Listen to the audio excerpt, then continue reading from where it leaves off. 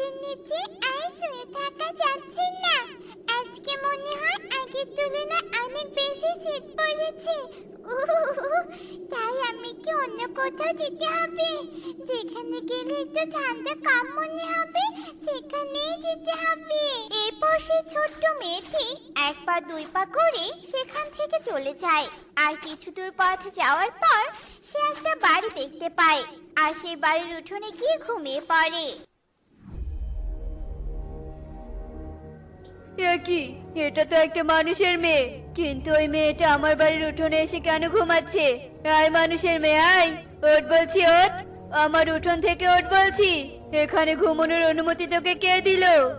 কালুর চিৎকার শুনে সেই মেয়েটির ঘুম ভেঙে যায় আর মেয়েটি বলে, এখানে থাকার অনুমতি কেউ আমাকে দেয়নি। আসলে বাইরে অনেক বেশি ঠান্ডা পড়েছে তো, তাই আমি গাছের নিচে ঘুমাতে পারছিলাম না। আমাকে একটু এখানে ঘুমাতে দাও না, সকাল হলে আমি ঠিক এখান থেকে চলে যাব। না না, তোর মতো মানুষদেরকে আমার ঘরে আশ্রয় দেওয়া যাবে না। শুনেছি মানুষেরা আমাদের মতো পাখিদের অনেক ক্ষতি করে। না জানি বাবা, তুই আবার কোন মতলবে আমার বাড়িতে এসে উঠেছিস? যা যা, এক্ষুনি এখান থেকে চলে যা। এরপর সেই মেয়েটি কাঁদতে কাঁদতে কালুর বাড়ি থেকে চলে যায়।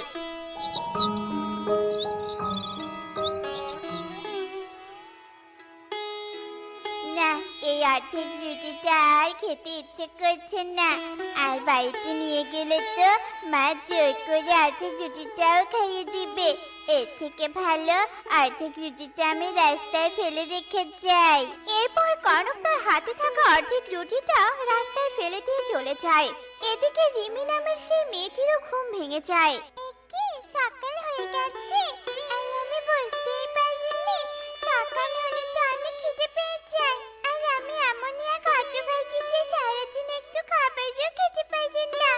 যাই পথ দিয়ে খুঁজে দেখি কেউ কোনো খাবার ফেলে রেখেছে কিনা।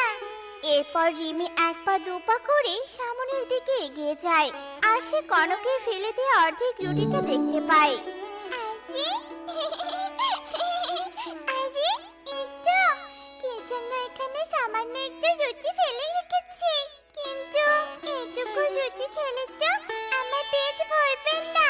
তাই এই রুটিটুকু খেয়ে আমাকে একটা কাজের খোঁজ করতে হবে। এরপর রিমি সে অর্ধেক রুটিটুকু খেয়ে নেয় আর একটা কাজের খোঁজ করতে থাকে। কিন্তু সে একটা মানুষের মেয়ের জন্য ওই বনের কোনো পাখি তাকে একটা কাজ দিতে রাজি হয় না, কেননা পাখিরা মানুষদেরকে অনেক ভয় পেত। এরপর রিমি নিরুপায় হয়ে নদীর ঘাটে গিয়ে বসে পড়ে। এই মেয়ে, তুমি মানুষ হয়ে এই পাখিদের বনে কেন এসেছো? নিশ্চয়ই আমাদের ক্ষতি করতে এসেছো, তাই না? না না টুনি পাখি, আমি তোমাদের ক্ষতি করতে আসিনি। আমি এই বনে কিভাবে এলাম তা আমি জানি না। শুধু এটুকুই জানি এক বৃদ্ধা আমাকে ভালো করেছে, কিন্তু কিছুদিন হলো সেই বৃদ্ধাটি মারা গিয়েছে। তারপর থেকে আমি পথে পথে ঘুরে বেড়াচ্ছি। তুমি আমাকে একটা কাজ দিতে পারবে টুনি মাসি? তোমার কথা শুনে আমার খুব খারাপ লাগছে, কিন্তু আমি তোমাকে বিশ্বাস করতে পারছি না, কেননা তুমি মানুষ। তবু আমি তোমাকে একটা কাজ দিব। সত্যি বলছো? তুমি আমাকে কাজ দিবে? হ্যাঁ, এই বনের শেষ প্রান্তে একটা জঙ্গল আছে, আর সেই জঙ্গল থেকে রোজ কাঠ কেটে আমাকে এনে দিতে হবে। তাহলে আমি তোমাকে দুবেলা খেতে দিব, কিন্তু সাবধান, কেউ যেন জানতে না পারে। এরপর টুনি তার হাতে থাকা কোড়ালটা রিমিকে দিয়ে দেয়। হে কি, আমার ডিম দুটো কোথায় গেল? হায় হায় রে, কে কোথায় আছো? আমার ডিম দুটো চুরি হয়ে গেছে। টুনির কান্না শুনে আশেপাশে সবাই টুনির বাড়িতে চলে আসে। আহারে বেচারি টুনি, ছানাদের মুখ দেখার আগেই ডিমদেরকে হারিয়ে ফেললো। কাঁদিস না রে টুনি, তোর ডিমদেরকে হয়তো ঈগল নিয়ে গেছে, আর এতক্ষণে হয়তো। না কাকুলি দিদি, তুমি এ কথা বলো না। আমার ডিমদের কোনো ক্ষতি হতে পারে না। আমি টোনাকে কি জবাব দিব? আমার যে সব শেষ হয়ে গেল, সব শেষ হয়ে গেল। দেখো তো টুনি মাসি, এই দুটো ডিম তোমার কেনা। আরে এই তো আমার ডিম, কিন্তু তুমি আমার ডিমগুলো কোথায় পেলে? তবে শোনো, এই নাও ইগল দাদা, তোমার কথা মতো আমি টুনির ডিম দুটো চুরি করে নিয়ে এসেছি। এবার আমার টাকাটা দাও দেখি। দিব দিব, তোর টাকা আমি তোকে দিব, তার আগে যে তোকে আমার সঙ্গে যেতে হবে। ইগল দাদা, এসব তুমি কি বলছো? তুমি আমার সাথে এরকম বিশ্বাসঘাতকতা করতে পারো না। তুমি আমাকে ঠকাতে পারো না। তুই টুনিকে ঠকিয়ে ওর ডিমগুলো আমাকে এনে দিয়েছিস। তুই তো টোনার খুব ভালো বন্ধু ছিলি, কিন্তু তুই নিজের স্বার্থের জন্য টুনিকে ঠকিয়েছিস। তাই আমিও তোকে ঠকিয়ে ডিমের পরিবর্তে তোকে খাবো। এরপর ঈগল পাখি কবুতর পাখিকে ধরে নিয়ে চলে যায় আর তোমার ডিম দুটোকে এখানে ফেলে যায়। আর আমি তখনই সেখানে গিয়ে তোমার ডিম দুটো সংগ্রহ করি। কবুতর দাদা আমাদের বন্ধু হয়েও আমাদের ক্ষতি করতে চেয়েছে। প্রকৃত বন্ধু তো সেই যে বন্ধুর ক্ষতি না করে তার বিপদে পাশে থাকে। ঠিক বলেছিস রে টুনি, এই মানুষের মেয়েটিকে আমি শত্রু মনে করে তাড়িয়ে দিয়েছিলাম, আর সে আজ আমাদের পাখির ডিমগুলোকে ফিরিয়ে এনেছে। তাই আজকে থেকেও আমাদের সাথেই থাকবে। আমরা সবাই মিলে কাজ করে ওকে খাওয়াবো।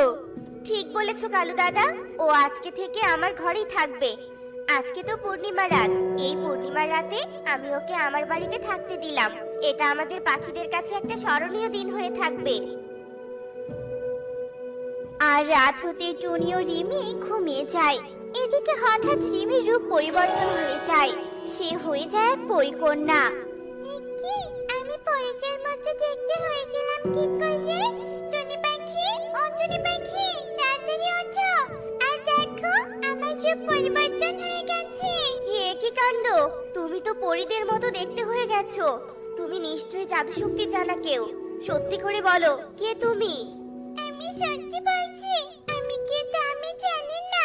আমার এই অবস্থা কেন হলো আমি সেটাও জানি না। আমার মাকে আমার খুব মনে পড়ছে। মা, মা। এই তো আমার আংটিতে আলো জ্বলছে। তার মানে আমার মেয়ে আমাকে ডাকছে। আর আজ তো পূর্ণিমা, এই পূর্ণিমাতে নিশ্চয়ই আমার মেয়ে পরীদের মতো রূপ পেয়েছে। এক্ষুনি আমাকে এই আলোক রশ্মির সাহায্যে আমার মেয়ের কাছে যেতে হবে। আলোক রশ্মি, তুই আমাকে আমার মেয়ের কাছে যাওয়ার পথ দেখা। এরপর পরিমাতা আলোক রশ্মি লক্ষ্য করে টুনির বাড়িতে পৌঁছে যায় আর সেখানে গিয়ে তার মেয়েকে দেখতে পেয়ে জড়িয়ে ধরে। এই তো আমার মেয়ে, আমার রিমি। আমি তোকে হারানোর পর কত খুঁজেছি, কিন্তু কোথাও খুঁজে পাইনি। তার মানে তুমি আমার মা? কিন্তু মা, তুমি এতদিন আমার থেকে দূরে ছিলে কেন? আমাকে পাখিদের বনে একা রেখে কেন চলে গিয়েছিলে বলো তো? আমি তোকে ইচ্ছে করে ফেলে যাইনি রে মা। তুই আমার কাছে আম খাওয়ার জন্য বায়না করেছিলি, তাই তোকে নদীর ঘাটে রেখে আম খুঁজতে গিয়েছিলাম। কিছুক্ষণ পর সেখানে এসে দেখি তুই সেখানে নেই। জানি না তুই কোথায় চলে গিয়েছিলি। তারপর আমি বলছি, আমি ওকে নদীর ঘাটে একা দেখে ওকে আমার সাথে নিয়ে যাই, কেননা ওই নদীতে বাঘ ওই সময় পানি খেতে আসতো। আর তোমার মেয়ের যাতে কোনো ক্ষতি না হয় সেজন্য ওকে আমার বাড়িতে নিয়ে গিয়েছিলাম। এরপর আমি ওকে দেখাশোনা করে বড় করে তুলি।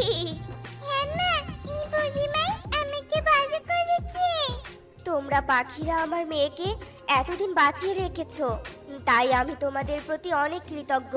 তোমাদের এই ঋণ আমি কোনোদিন ভুলবো না। চল রে মা, আমাদের রাজ্যে ফিরতে হবে। এরপর পরিমাতা ও পরিকন্যা তাদের রাজ্যে চলে যায়। তো বন্ধুরা, যে ঠকায় সেও ঠকে। এমনই সব মজার মজার শিক্ষণীয় টুনি পাখির গল্প পেতে আমাদের পাশেই থেকো। আর গল্পটি কেমন হয়েছে তা কমেন্টে জানাতে ভুলো না কিন্তু। Bye bye.